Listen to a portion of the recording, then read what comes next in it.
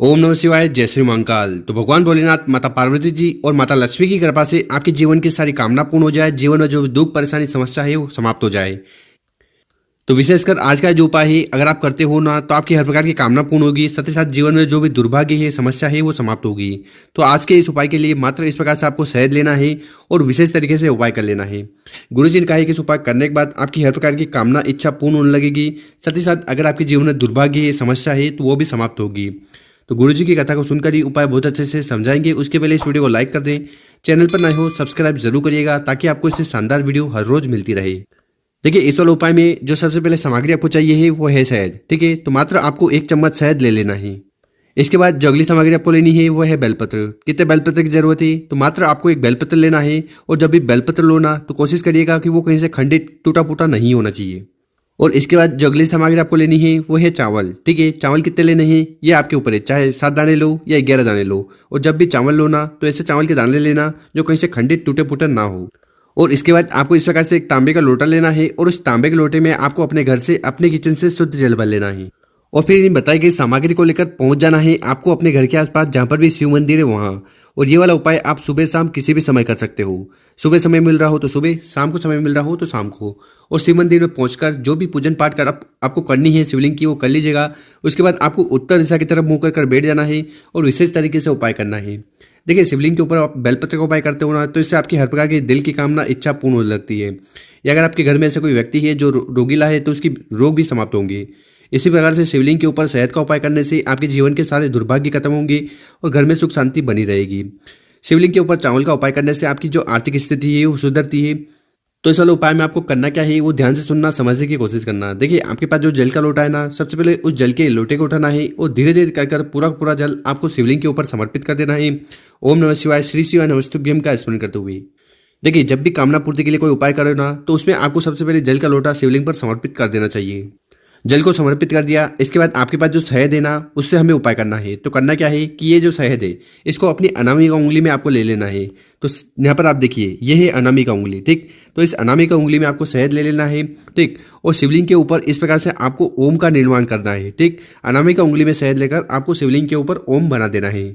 इतना उपाय हो गया। इसके बाद आपके पास जो एक बेलपत्र है उस बेलपत्र को उठाना है, अपने हाथ में रखना है और आपको भगवान भोलेनाथ से प्रार्थना करना है कि हे भोलेनाथ, हे श्री शंभु, हे त्रिकालदर्शी, मेरी एक कामना है, इन्हें पूर्ण करें। देखिए, वो कामना व्यापार को लेकर, नौकरी को लेकर, घर में सुख शांति को लेकर या विवाह को लेकर हो सकती है। तो सब ऐसी प्रार्थना करते हुए आपको एक बेलपत्र शिवलिंग के ऊपर समर्पित कर देना है। ओम नमः शिवाय, श्री शिवाय नमस्तुभ्यम का स्मरण करते हुए। और इसके बाद आपके पास जितने भी चावल के दाने हैं, चाहे 7 दाने हो या 11 चावल के दाने हो, उनको उठाना है, अपने हाथ में रखना है। और उनको आपको अपने हाथ में रखना है और आपको भगवान भोलेनाथ से प्रार्थना करना है कि आपके घर में जो भी माता लक्ष्मी से जुड़ी समस्या आ रही है, जो भी आर्थिक स्थिति सुधर नहीं रही है, तो वो समस्या खत्म हो जाए। उसके लिए प्रार्थना करते हुए चावल के दाने को आपको शिवलिंग के ऊपर समर्पित कर देना है, शिव पुराण के जो मूल मंत्र है उनका स्मरण करते हुए। तो इस प्रकार से आपको पहला वाला उपाय जरूर करना है। इसके बाद आपको शिवलिंग के पास बैठकर विशेषकर भगवान भोलेनाथ, माता पार्वती जी से प्रार्थना करना है कि आपके जीवन की जो भी दुख परेशानी समस्या है वो खत्म हो जाए। साथ ही साथ अगर आपकी किसी को दिल की बात है, इच्छा है जो कई दिनों से पूर्ण नहीं हो रही ना, तो वो पूर्ण हो जाए। तो ऐसी प्रार्थना करते हुए आपको ये उपाय करना है। गुरु जी कहते हैं इस उपाय करने के बाद भगवान भोलेनाथ की कृपा से आपकी सारी कामना पूर्ण होगी। या अगर जीवन में किसी प्रकार का दुख परेशानी समस्या है ना तो वो भी खत्म होगा। अब जानते हैं गुरुजी द्वारा बताया गया दूसरा उपाय। विशेषकर ये उपाय रामेश्वर महादेव वाला है। कौन सा वाला महादेव? रामेश्वर महादेव वाला। ठीक है, इस उपाय करने के बाद आपकी हर प्रकार की कामना तो पूर्ण होगी। साथ ही साथ अगर आपके जीवन में समस्या चल रही है, दुख है, परेशानी है या किसी प्रकार की झंझट है, तो उनको खत्म करने के लिए आपको ये रामेश्वर महादेव वाला उपाय जरूर करना है। देखिए, इस वाले उपाय में जो सबसे पहले सामग्री आपको चाहिए वो है शक्कर। ठीक है, बहुत सारे लोग इसको चीनी बोलते हैं। जिसकी चाय हमारे घर में बनती है ना, वही शक्कर, वही चीनी आपको लेनी है। कितनी लेनी है? मात्र 1 चम्मच।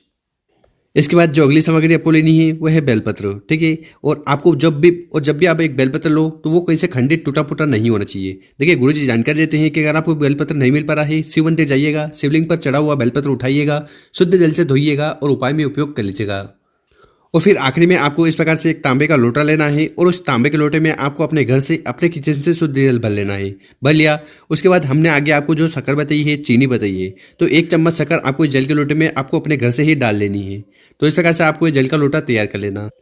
और फिर इन दोनों सामग्री को लेकर पहुंच जाना है आपको शिव मंदिर। ठीक है, ये वाला उपाय भी आप सुबह शाम किसी भी समय कर सकते हो। सुबह समय मिल रहा हो तो सुबह, शाम को समय मिल रहा हो तो शाम को। और शिव मंदिर में पहुंचकर जो भी पूजन पाठ आपको करनी है, जो आप हर रोज की तरह करते हैं, वो कर लीजिएगा। उसके बाद आपको उत्तर दिशा की तरफ मुंह कर बैठ जाना है और विशेष तरीके से उपाय करना है। देखिए जैसा कि हमने बताया है कि शिवलिंग के ऊपर आप बेलपत्र का उपाय करते हो ना, तो आपकी हर प्रकार की इच्छा कामना पूर्ण होती है। तो इस वाला उपाय में आपको करना क्या है कि उस बेलपत्र को उठाना है, अपने हाथ में रखना है और आपको भगवान भोलेनाथ से प्रार्थना करना है कि आपकी जीवन की जो भी कामना है, इच्छा है, वो पूर्ण हो। साथ ही साथ अगर आपके जीवन में दुर्भाग्य चल रहा है, समस्या चल रही है, वो समाप्त होने का नाम नहीं ले रही है ना, तो उसकी समाप्ति के लिए आपको कामना करते हुए एक बेलपत्र को शिवलिंग के ऊपर समर्पित कर देना है। ओम नमः शिवाय, श्री शिवाय नमस्तुभ्यम का स्मरण करते हुए इस बेलपत्र की डंडी होगी जलाधारी की तरफ, बड़ी पत्ती होगी आपकी तरफ, और आपको शिवलिंग पर हरदम उल्टा बेलपत्र समर्पित होना करना है। ठीक है, उल्टा बेलपत्र शिवलिंग के ऊपर समर्पित करोगे तो बेलपत्र का जो चिकना वाला भाग है वो शिवलिंग से स्पर्श होना चाहिए। तो इस प्रकार से आपको पहला बेलपत्र समर्पित कर देना है। इसके बाद आपके पास जो जल का लोटा है, जिसमें आप अपने घर से शक्कर मिला के लाए हो, उस जल के लोटे को उठाना है और धीरे धीरे कर पूरा का पूरा जल आपको शिवलिंग के ऊपर समर्पित कर देना है। ओम नमः शिवाय, श्री शिवाय नमस्तुभ्यम का स्मरण करते हुए।